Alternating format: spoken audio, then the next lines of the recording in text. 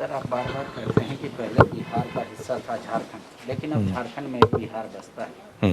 भाषाई विवाद चल रहा है, खासकर दुमका, धनबाद और बोकारो। आप इसको किस नज़र से देखते हैं और सरकार को किस ओर पहल करनी चाहिए? देखिए, ये विषय गंभीर है और ये विषय झारखंड के बने हुए 21 वर्ष होने के बाद भी इस रूप में सामने आ रहा है। तो कहीं ना कहीं जो विरोधाभासों का प्रबंधन होना चाहिए राजनीतिक तौर पे, मुद्दों के तौर पे, वह अब तक की सरकारों ने नहीं किया है।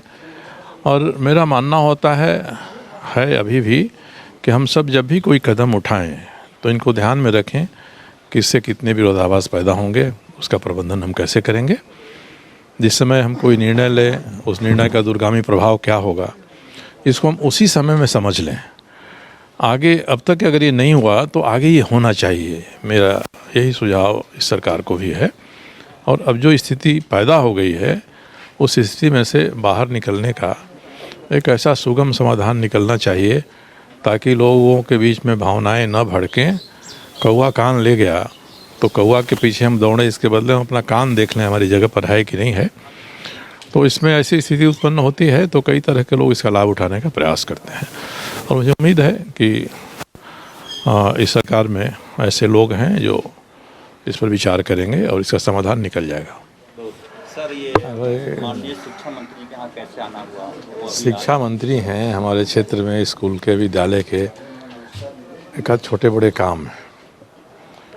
तो आज ही मुझे किसी ने फ़ोन किया और मुझे फिर वापस जाना था, तो जिसने मुझे फ़ोन किया उसका जवाब भी देना पड़ेगा ना, तो इसलिए मैं यहाँ आ गया, इनसे मिल लिया, मिल के बात कर लिया। एक स्कूल है जिसकी प्रकृति में कुछ गड़बड़ी हुई है, पंजाब कन्या विद्यालय है।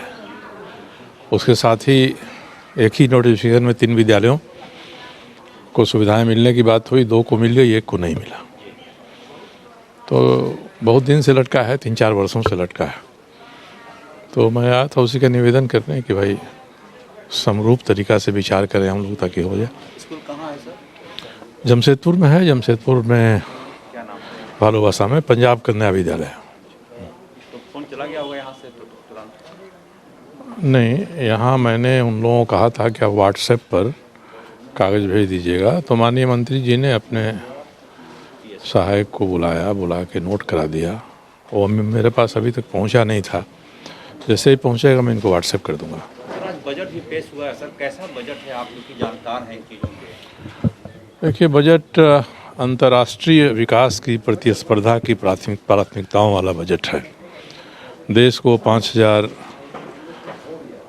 करोड़ की अर्थव्यवस्था बनानी है, उसके लिए महंगी आधारभूत संरचनाएं खड़ा करना है, उसका बजट है। उसके हिसाब से इस बजट की प्रशंसा की जाएगी।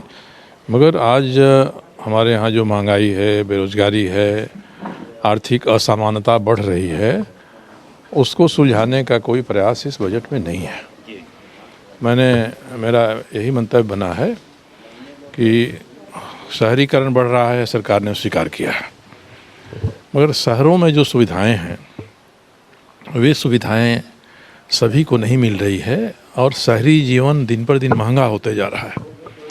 तो जब शहरी जनसंख्या बढ़ेगी और शहरी जीवन महंगा होते जाएगा और इस विरोधाभास का हम समाधान नहीं निकालेंगे और बजट इसके बारे में मौन रहेगा तो इससे बहुसंख्यक लोगों को कोई मदद सहायता नहीं मिलेगी। इसलिए अंतर्राष्ट्रीय प्रतिस्पर्धा, विकास के महंगी अधोसंरचनाएं खड़ा करना है, 5 ट्रिलियन की इकोनॉमी बनानी है, इसके लिए बजट ठीक है। और आम आदमी के जीवन में गुजर बसर करने लायक स्थिति बने, महंगाई कम हो, आर्थिक असमानता दूर हो, गरीबी हटे, खास करके शहरी गरीबी हटे, इन सब चीज़ों को देखें तो इसका कोई प्रयास इसमें नहीं किया गया। सर, इनकम टैक्स स्लैब 10 का 10 है, लेकिन उद्योगपतियों को जो दिया जाता है, पहले से 12% दिया जाता है, अब 7% उनसे ही ये किया जाएगा।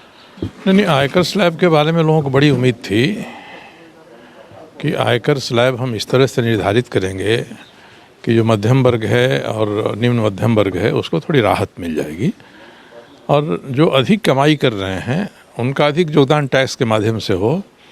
ये अभाव खलता है। हम सभी को उम्मीद थी कि इसके बारे में कोई ना कोई बजट में प्रावधान किया जाएगा।